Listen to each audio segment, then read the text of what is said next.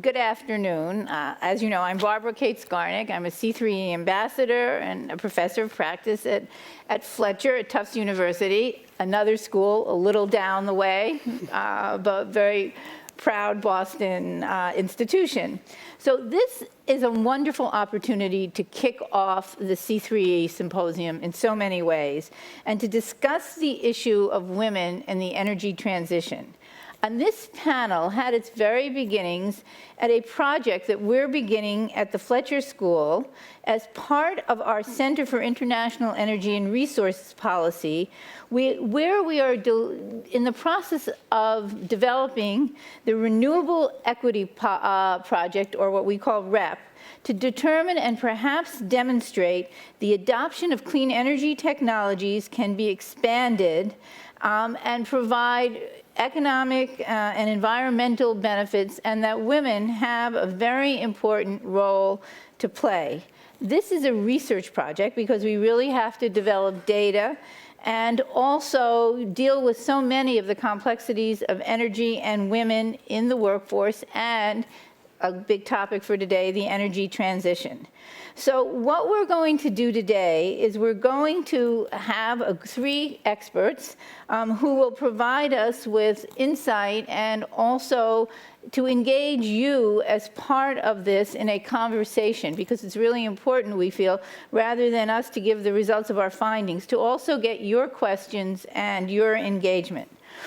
You can read everybody's biographies in the materials that you have, because we're not going to spend time, because everybody here is highly credentialed and qualified. And what we're going to do is we're going to start with Rebecca Pearl-Martinez, and then Bipasha Baruah, and then Courtney Tanenbaum. Rebecca will give us an overview of global data and research availability, share examples of utility-level workforce efforts, and introduce key concepts around benefits and gender diversity in the clean energy economy. Then Bipasha will share some detailed findings of her research in India, and she also has ideas to share about changes that are necessary for energy organizations and beyond. Courtney is focused much more in the issue of STEM and the underrepresentation of women and minorities in the workforce, including the reasons behind the numbers, and then she'll branch out into energy as well. So in order to make this a fun panel, what we thought we would do was have each presenter provide one slide. It's going to be a graphic. They're going to take 10 minutes to provide us with the results of some of their research and to make some very important points for us to key off in our discussion. Each panelist has presented a question. So I'm going to give you the questions now to ponder as they talk, and then if necessary, I will repeat the question. So after you hear Rebecca's presentation, she's asking all of you, what kind of data do we need to propel women's advancement in the clean energy sector? We really have to get data-driven. We have to think about what kind of data is important to make the case. Bipasha is going to ask the question about if work is restructured, and by that we mean more people are part-time, or there are other changes in the work day or workforce. What type of mobilization and organizing do we need? Because that's a very important question as we begin to restructure work. How does intersectionality based on gender, ethnicity, and age play out in employment in the renewable energy sector? That's another important thing to think about. And finally, Courtney asked the question, what are the implicit factors that force women to abandon their career pathways in the STEM fields? And what has been people's experience to date, particularly as we see women fall off the career track or the meaningful career track? So I'm going to first turn it over to Rebecca. Each person has 10 minutes. I hope that we're going to watch timing so that we stay on track. Thank you. Thank you. Again, my name is Rebecca Pearl-Martinez. I'm a research fellow and head of the Renewable Equity Project at the Center for International Environment and Resource Policy at Tufts Fletcher School. Very happy to be here today with all of these distinguished experts. I want to talk about two of the overarching research questions that we've been using in our project that started earlier this year. One of them is, could women's expanded participation in the clean energy workforce expand the clean energy industry and solve the climate crisis? And the second question is, what do we know and what do we not know about women's participation in this industry, in the clean energy workforce? And so I have a visual up here, and a lot of you will be familiar with the idea of a carbon wedge, where you have a trajectory of emissions happening, and then there are kind of chunks, colored chunks that show different technologies and innovations where emissions go down over time. Do we have that visual up there still? Coming. So what my contention is that actually those technologies are wonderful, but we're missing something, and that is that gender diversity could be the next carbon wedge. That there is actually evidence to show that if we work on gender balance in the clean energy workforce, we could propel clean energy technologies and the clean energy economy and fight climate change. So some of these things that I'll talk about now are why do we think this is a potential fix for climate change in terms of economic growth and other issues.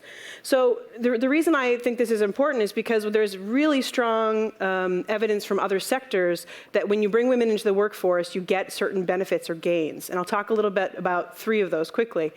One of them is economic or financial return. So you might have seen that Goldman Sachs a couple years ago started doing an analysis of the Japanese economy. When women and men have the same amount of participation in the labor force in Japan, the projection is that you could grow the GDP of that country by 13%. More recently, McKinsey did a wonderful report looking at global annual GDP growth, annually across the world, and found that if women and men were participating at an equal rate, which is far in our future, but if that were the case, you could grow the GDP of the world annually by, I think it was 26% by 2025. So there's a strong potential in the financial and economic arena, and there's a lot of evidence that that's the case, that when you bring women in, you get economic benefits. Secondly, there are environmental benefits, and there's a little bit less evidence on this, but there are some studies coming out on this in the last couple years where you, for instance, in UC Berkeley's business school did a study on women in boards and what that does to environmental decision making, and they found that when more women are participating in the boards of companies, that one thing happens is that there's more focus on renewable energy technologies, and number two, that these companies are actually focusing more on reducing emissions in their entire supply chains. So that's one piece of evidence that's come out. Another one that came out of the United Nations a couple years ago was looking at the public sector globally and the fact that when you have more women participating in parliaments, in governments, that there are more protected land areas in those countries, that the decisions on environment are actually greater when you have more women involved. So there's a lot more research needed in that area to really kind of prove it strongly, but I think that's an emerging area that we should pay attention to, especially in the clean energy sector. And thirdly, innovation. There's emerging evidence in the STEM fields and others that when you have more women involved, there's a different kind of decision making, different kind of team building, diversity brings innovation. So these are the things that really tell me that we should really be thinking about these models when we look at our sector, when we look at the energy sector and the energy transition in general. So that's what we're really focusing on. So the second part of what I wanted to talk about was what do we know and what do we not know about women's participation in the sector? And so we spent I spent the last couple years looking at this question and digging, and my colleagues have done the same thing. And the answer is there's not a lot of information, as was mentioned in the previous comments. But what we do know is that there are a number of different, there are a couple of estimates that have been done. There was an estimate prepared for the International Renewable Energy Association a couple years back saying that globally, women's participation in renewable energy is about 33%. This is both developing countries and developed countries. Similarly, they looked at industrialized countries in another estimate, and in those countries, it's about 20 to 25% women's participation in renewable energy. However, all of those jobs the majority of those jobs are in administrative positions and public relations positions. And all of you in this room are bucking that trend, obviously. So I couldn't use you as a scientific study. But there is definitely a low level of women's participation, and these are some of the main numbers that we actually have. We don't have much more than that. In some countries, for instance, in the US solar industry, the Solar Foundation has done really, really wonderful work, some of the best in the world, on looking at how many women are in the US, the US solar industry. And it's, again, about 21.6%. In Europe, we know that women hold about 2% of decision-making positions across energy, transport, and environment, but the numbers are much higher in environment, so energy is probably lower than 2% in Europe. And then I've been, again, digging and I found in kind of country by country, there's a little bit of information in certain countries.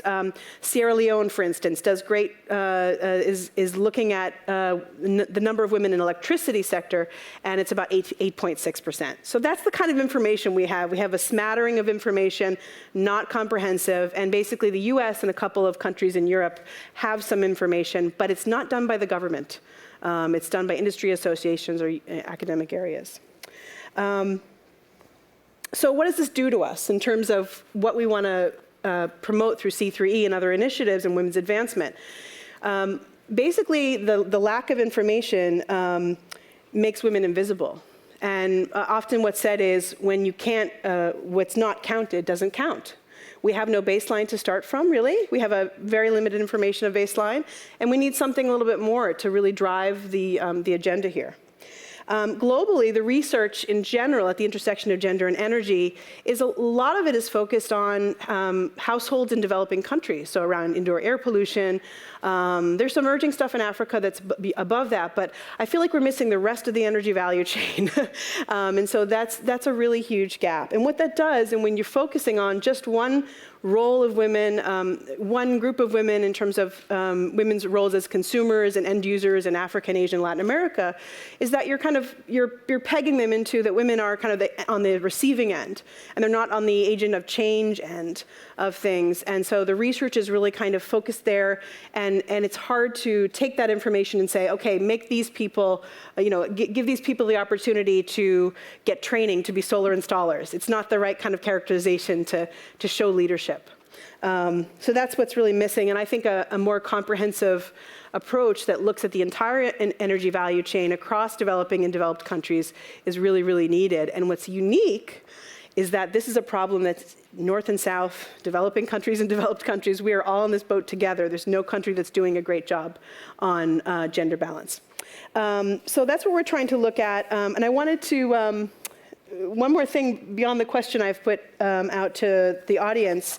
I wanted to ask here, how many of you know the exact number of women and men in your own institution? I'm assuming most of you work for energy institutions, but how many know exactly how many women and men work there? Okay, that's about maybe 10 people. Good job. What I'd like to challenge you to do is let's work on this together. Let's start getting gender data, at least in the United States or other places that you're working. Let's start to kind of look at our institutions and find out how many women are working there as a part of the full number of people working in the institution. At what levels do they work? And we have a little bit of a survey here, the bottom right side of my slide. You can take a picture of that or write down the URL, and you can go and put in the number of people in your company or in your organization or in your utility, and then put in how many women work there. And this is a confidential survey where we're trying to get a sense of what's happening out there. How can we get this information? And start to build a baseline so we can work on both women's advancement, but also fighting climate change. Thank you. Oh my goodness, thank you very much, Rebecca. So this is a great call to action and a good way to go into Bipasha's perspective on all of this. May I start? Thank you very much. My name is Bipasha Baruah, and I hold the Canada Research Chair in Global Women's Issues at the University of Western Ontario in Canada. Anyone know where that is? 2 hours west of Toronto. I've conducted comparative research and knowledge synthesis on women's employment in renewable energy in both OECD countries. I've looked at Canada, the US, Spain, Germany, and Italy. And I've also looked at emerging economies, so Brazil, Russia, India, and China. So with my 10 minutes, I'll talk about similarities and differences in the challenges and opportunities that women face in seeking employment in renewable energy in both OECD countries and emerging economies, including some of my empirical work, my empirical research in India. Some of my findings are quite counterintuitive, so I hope they'll make for a really interesting discussion.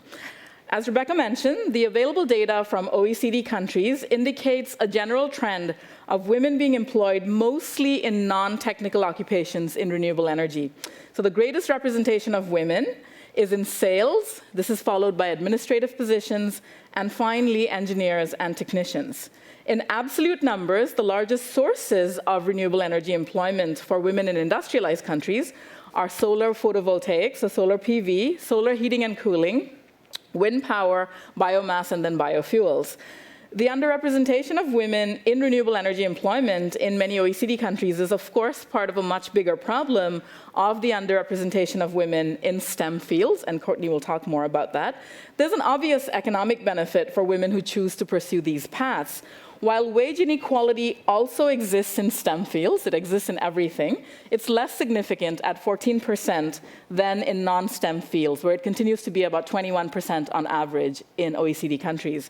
Women in STEM jobs also earn, on average, about 33% more than those in non-STEM occupations. So it's kind of a good news, bad news, glass half full, half empty kind of scenario, in that fewer women have STEM jobs, but those who do have them tend to enjoy sort of higher incomes and experience lower wage inequality.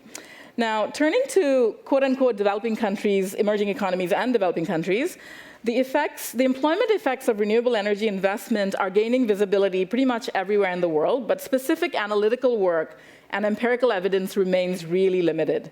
Even general employment data on renewables is very hard to find in many settings, and sex-disaggregated data in particular is really spotty. So this makes analyzing trends and making comparisons very challenging. Estimates of women's employment in renewables in developing countries can also differ quite dramatically depending on whether or not the analysis includes, for example, large hydropower projects.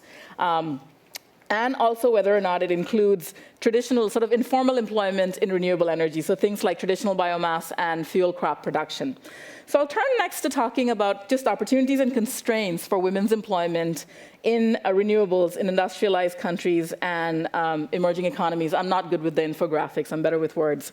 So it's important, I think really important to emphasize that the line between opportunity and constraint is actually quite fuzzy, since some of the constraints can potentially become opportunities with appropriate policy interventions and shifts in societal attitudes. So I've clubbed my findings under these 6 headings, but in the interest of time, I'll just talk about 2 of them. And I'm happy to answer questions about the rest or to talk with you informally after this session. So I'll talk about skill shortages first.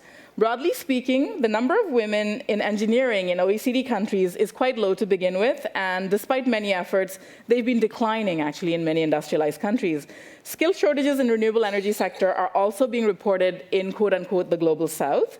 Especially among women, there is often a lack of technical and business skills required for employment and enterprise development in renewables. Low levels of literacy and limited access to basic education make such skills particularly challenging for poor and for rural women to acquire. So organizations like the Indira Gandhi National Open University, Solar Sister, Grameen Shakti in Bangladesh, and Barefoot College in India are trying to close some of these gaps. Unlike North America and Europe, though, where women remain a minority in engineering programs, comparatively large numbers of middle-class women in some emerging economies, India and China, for example, study engineering. Although women continue to experience glass ceilings and employment discrimination in various forms in such countries, recruitment, especially for entry-level positions, is not a challenge because of the large numbers of women who are earning engineering degrees. In China, for example, 40% of engineers are women. 37% of electronics engineers in India are women, and the numbers for civil engineering, computer engineering, electrical engineering, and mechanical engineering are 20%, 18%, 16%, and 10%. So not fantastic, but not dismal either. In the 1980s, 58% of engineers in the USSR were women. But a well-established tradition of state-enforced gender diversity disintegrated in the 1990s and the 2000s with the collapse of the USSR and its industrial model. In 1998, women accounted for 43% of engineers in Russia. By 2002, or 4 years later, it was 40%, and the numbers have continued to decline further. The Baltic countries, so Estonia, Latvia, and Lithuania, that were formerly part of the USSR, but that joined the EU earlier in the 1990s, revealed similar patterns of comparably high but declining rates of participation by women in energy and technology. The World Economic Forum reports that in Estonia, for example, female professional and technical workers still outnumber men 2 to 1. Actually, it's a little better than 2 to 1. It's 68% to 32%. Estonia offers significant tuition incentives to draw high school graduates into fields such as engineering, and continues to be identified by the World Economic Forum as the country with the highest per capita number of female engineers, even as the numbers of women joining the field have declined over the decades. So although I'm obviously not advocating a return to Soviet-style central planning, I think it's very important to emphasize that state initiatives aimed at improving representation and removing barriers for career advancement for women in engineering as well as in policy making, they do work, and they can benefit the clean energy sector in both OECD countries as well as in sort of emerging economies. A little bit about the role of the public sector. Generally speaking, I found that the global energy workforce represents a vertically and horizontally gender-stratified labor market, with women concentrated in the lowest paid, closest to the most menial and tedious components, and furthest from the creative design of technology and the authority of management or policymaking. And like Rebecca mentioned, this room obviously not included. However, there are qualitative differences in women's employment in renewables in different contexts that I feel I should flesh out a little further. Much of the expansion of renewables in the global south has occurred because large numbers of rural, urban poor, and remote communities either have no access to the grid or they have very unreliable or inadequate access to electricity.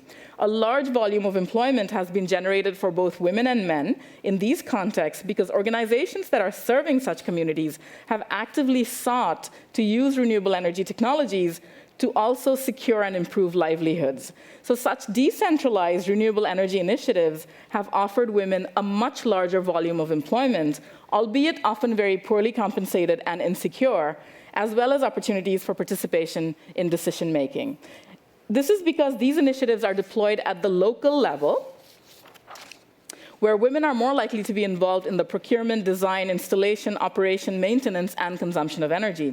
Decision-making within bigger energy utility company systems in both the global north and the south are, on the other hand, made by much higher level professional staff within the spheres of generation, transmission, and distribution, where women are almost always quite severely underrepresented.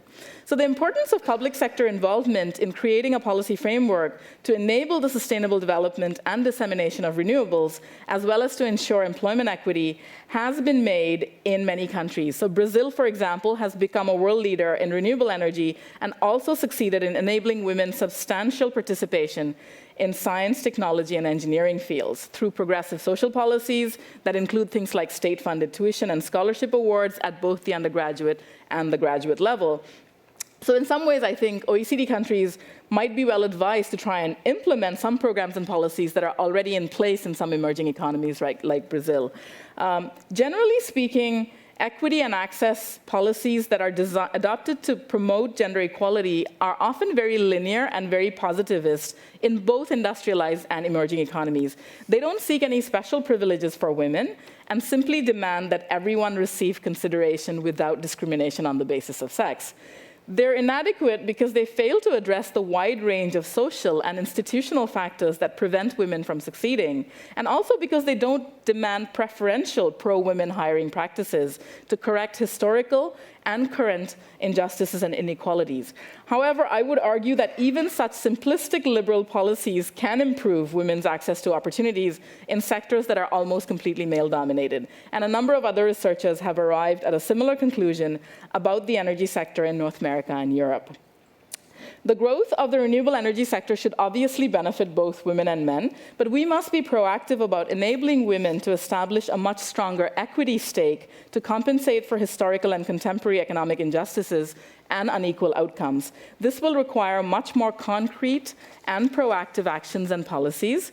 Simply creating opportunities for training and employment in new fields and suggesting that women are not unwelcome in them is obviously not enough. Thank you. Courtney. Sure. So thank you, everybody. And the lead up to what I'm going to talk about has been really perfect. So thank you to Rebecca and Bipasha. My name is Courtney Tanenbaum. I am a senior researcher at the American Institutes for Research, and my research has focused on STEM more broadly and the sociocultural factors that affect women and underrepresented minorities, their pathways through academic and career pathways in STEM fields. What I really like about this conference and why I posed the question that is coming at the end of my talk is that there are, although we tend to focus on STEM broadly in large conversations and in research, there are such unique aspects and cultural and sociocultural factors that affect the individual disciplines that I think don't get surfaced often enough and don't get talked about often enough. So I do want to hear about your experiences in the clean energy field and what we can do to promote policies that are more effective in terms of recruitment and retention. So my research also focuses, another thing I just want to point out before I begin is that my research focuses largely on the US, and so I have that perspective, and largely on the domestic workforce. So what's happening with US citizens and permanent residents in STEM fields. So in the US, women represent just 24% of the STEM workforce presently. And this disproportionate number of women in STEM positions, particularly high visibility STEM positions, is troublesome for several reasons. Some of those have already been discussed. It raises questions about the extent to which biases and stereotypes against women overall exist in fields like clean energy or in other STEM fields. And it also raises questions about the biases that sort of doubly can constrict or constrain the pathways of women who hold intersectional identities. And Bipasha brought this up, but for example, women of color, women who have families or who are primary caregivers, and the types of biases that can kind of compound or stereotypes that can compound when you are sort of doubly represented in your field. The paucity of women in high visible positions limits, one, the availability of role models to rising female scientists, and also it just perpetuates the sort of broader lack of socially and culturally relevant images that you see in pop culture and media that still, although it's getting better, really resonate today and dominate the pop culture and media environments in terms of who they're portraying as doing science, belonging in STEM communities, and who's good at it. So our research also shows that, and Rebecca, you touched on this, that when you do engage a more diverse workforce and get women into these fields and into decision-making positions, opportunities for innovation result. Women bring new perspectives and ideas to the work that can challenge how science is done, how it's taught.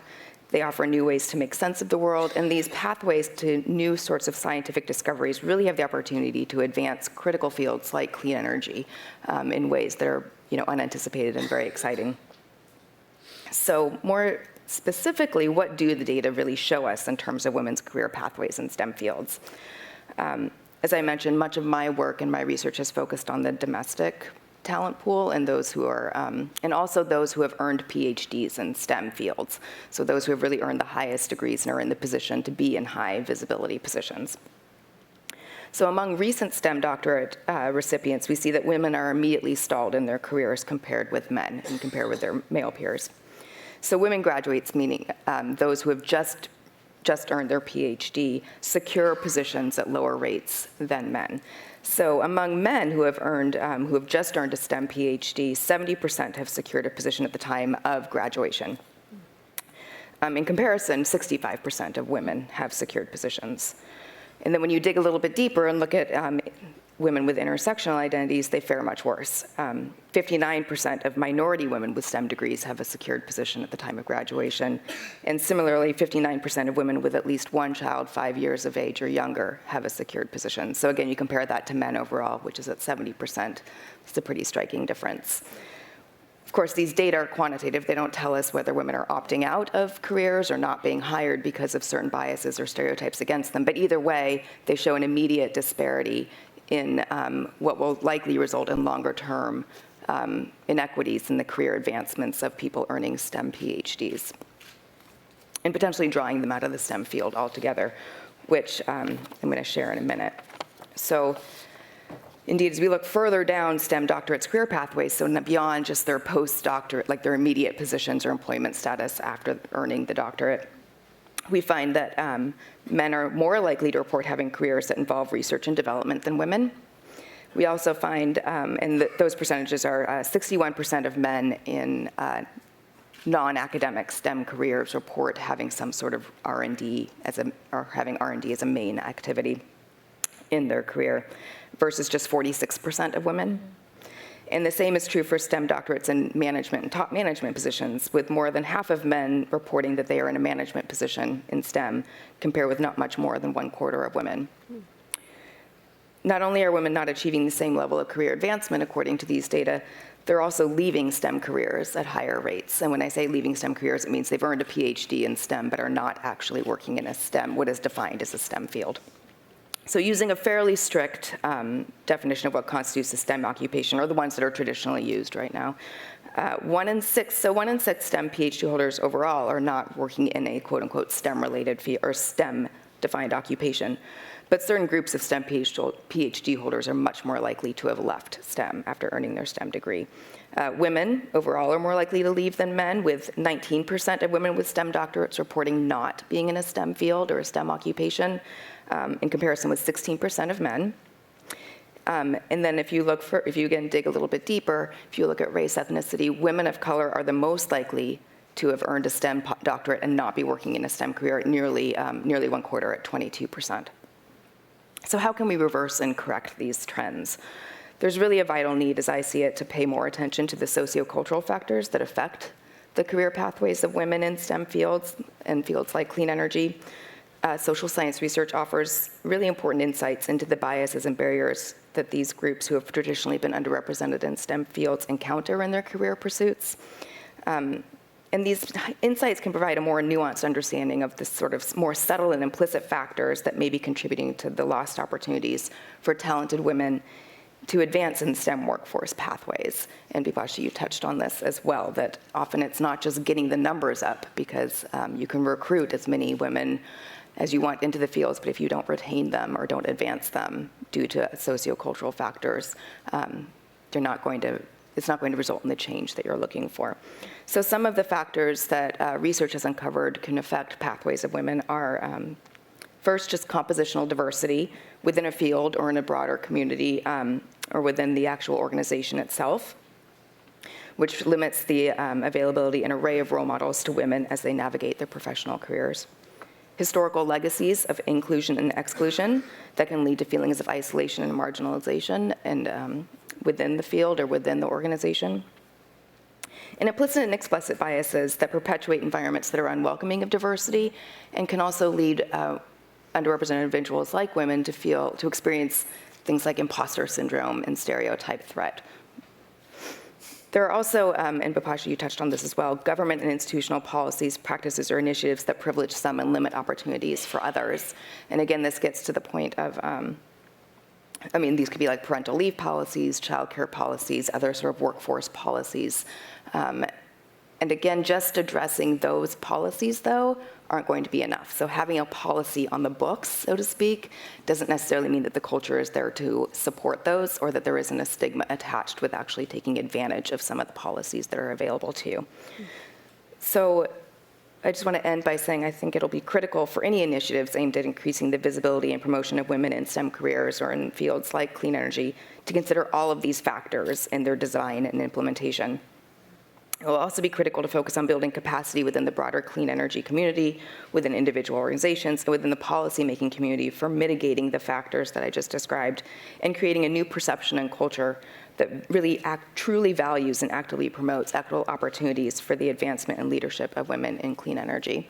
And that, I didn't reference my visual, but that's what I was trying to illustrate more graphically, are both the sociocultural factors that affect women's career pathways in STEM fields like clean energy. Then if you look sort of that ladder of advancement and what really needs to be in place, and all of those factors are affecting each of those steps to women in leadership in STEM fields like clean energy. Thank you.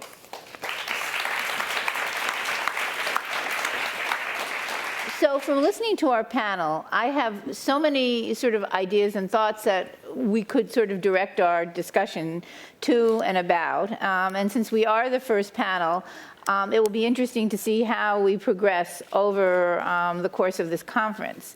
But, you know, we're all interested in the energy transition, and I guess substantively that means as we move out of fossil fuels into a more clean energy way of doing things, but this is also part of the energy transition of equity and getting more women into the workforce. So I think that there's so many ways that we can look at it. And first of all, I think Rebecca has really pointed out to us the importance of data and information.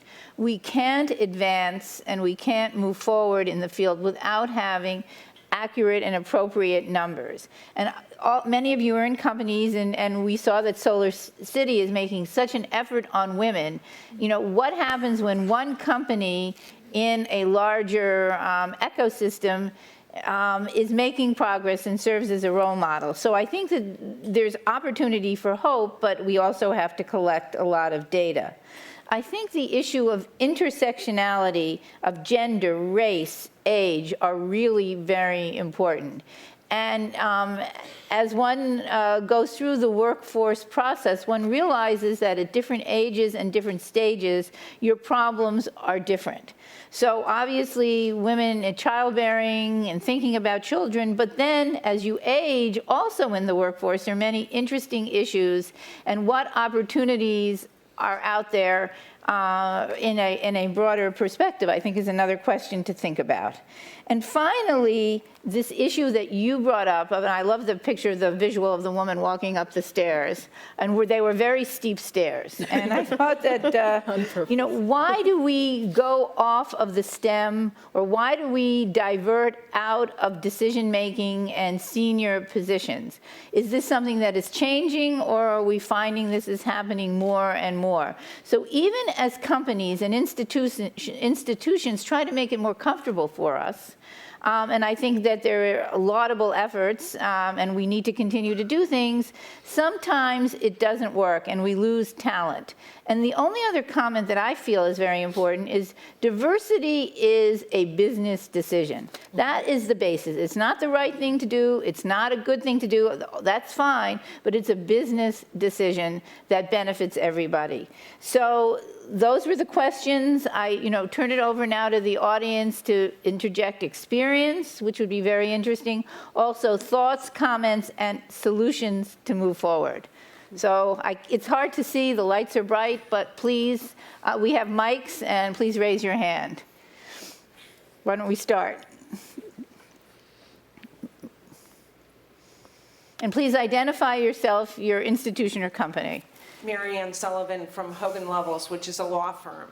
And not coming from the STEM field, I just want to point out a model that's beginning to emerge in the law that I wonder if it would have some application in STEM fields.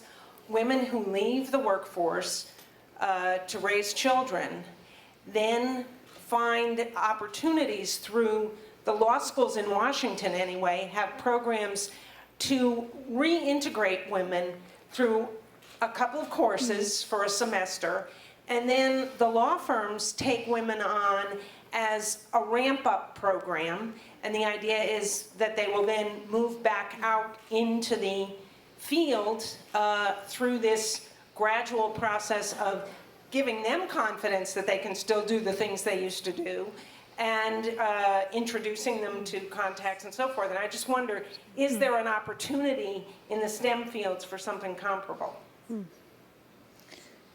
Members of the panel?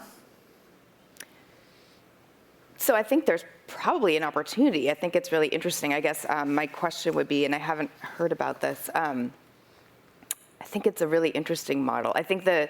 I guess my next question would be like, are there any stigmas attached to that? Is that well received by those who are trying to intake the women who are involved in these programs? And I think that's, I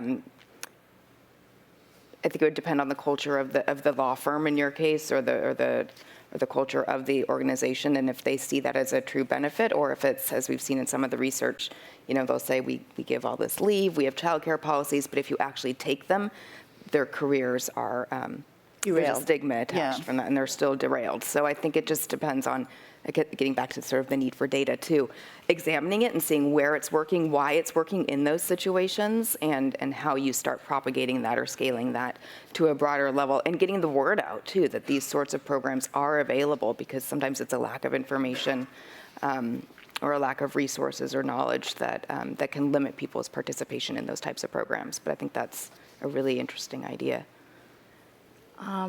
I think it's a really interesting idea. I worry a little bit about promoting programs that actually further entrench gender roles. So there's a bit of a concern where, I find a lot of things so even very well-intentioned organizations will often define things that everyone needs, water, energy, childcare, as being women's needs. And I worry that when we respond to it by developing programs in that nature, we end up further entrenching sort of gender hierarchies and the household division of labor. I think that idea of being able to leave the workforce and come back should be available to everyone. And granted, it'll probably be more women taking it, but I think it should be available to everyone. But I think there's a deeper question that I think of, is that it's really important to change the perception of caregiving, not as a burden, changing the perception of it from being a burden to being something that is very important and essential as a part of human existence, and encouraging everyone to do it, rather than entrenching it, right? So there is that huge contradiction that I deal with all the time in my work. Practically, yes, I think it would work very well for women who want to leave the workforce to raise children and come back, but I also worry about designing programs that then further entrench those gender roles. So I think we need to think, in some ways we need to think a level above the problem to create solutions, and solutions that actually change our gender norms and societal attitudes towards certain issues. Right, and I'll just mention really quickly, because I think you raised something that I have. There is research too to show that in STEM fields, at least, men who have families, who are married, who have children, do better than actually advance at a higher rate than their peers who don't. But women who are married and have children, it's the reverse. I just make one more quick comment. I really like that idea a lot. I think training is really important, especially the kinds of, I think training and skills building is changing in the academic world in general. There's a lot more kind of access to online options, and there's a lot of options that are, my colleagues who have gone and had children come back and do kind of like a short period program like this. I think it's really important. We're actually at Tufts building an executive education program for women in the energy sector. Specifically, generally for women in their mid-level careers looking to move up, but also it just makes me think that this actually is an interesting way to kind of frame these kinds of training programs specifically to make sure that women can come back into the industry quickly. Ellen? Here. Hi, Ellen Morris from Columbia University, and I just had a question for you two, because we're just coming off National Renewable Energy Laboratory and the Economic Community for West African States looked at the development of the first ever policy for gender mainstreaming in energy access in the 15 countries in West Africa.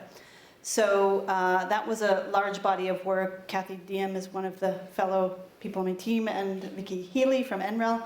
And that's the first ever really policy that's, specifically looking at gender equality and energy. However, the policy will be adopted by energy ministers in December in Niger.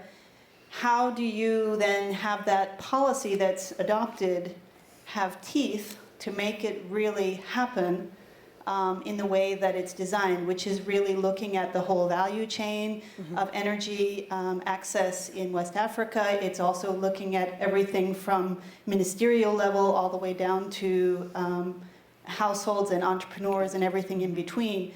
But how do you actually make that policy have enough teeth to actually meet some of the targets that are outlined in the policy? And then secondly, on the data, what we found when we started this project, there is so very little data in the US, but also in Africa, it's even much harder to find gender disaggregated data. And without that kind of data, the implementation becomes much harder. Right. Can I start this one? Yeah, so I actually, we should talk more, Ellen, because we're in the similar worlds. And I think, so I've been working a little bit on gender and power sector reform in Africa. And I think that's one of the main challenges is to get from those policies. And the ECOWAS one is pretty amazing. Yeah. I was stunned by how strong it was and how new. And but I think one of the challenges that I see is that a lot of people in the energy sector, they're practitioners and, for instance, kind of people who work on energy kind of in a narrow way and not thinking necessarily about women's access to energy or to some of the social issues that come with end user issues. It's hard sometimes to have a dialogue across people that work on gender and people who work on energy sector stuff. And so what I'm trying to do in my work in the context of gender and power sector reform in Africa is to make sure that we're talking the same talk at some level, kind of bringing those dialogues together. We just did a training on this topic and really trying to rethink the way we talk about women's advancement and gender so that people that are working on transactions, that are working on large-scale installations of solar or even hydro projects, we're talking their language. And so I think for me, that's one of the challenges that I've seen, and making progress on that can be useful. There are a couple examples. USAID has actually impressed me in the last 5-10 years, and what they're doing on gender data. They're starting to really count the number of women engineers involved in different projects. There's some work on Tanzania. This is great that can be learned from. But I think just making those counts, it doesn't take a lot of extra effort necessarily, but it goes a huge way to show how many people are involved. So I'd love to talk to you more about that. And I think we have very little time left, and I know Bipasha also probably has a comment on it. I think we should have to take this offline. Yeah. Because we only had time for 2 questions, but it does show that we're at a very important and meaningful conversation that we can continue throughout the rest of the symposium. So thank you very much. Thank you.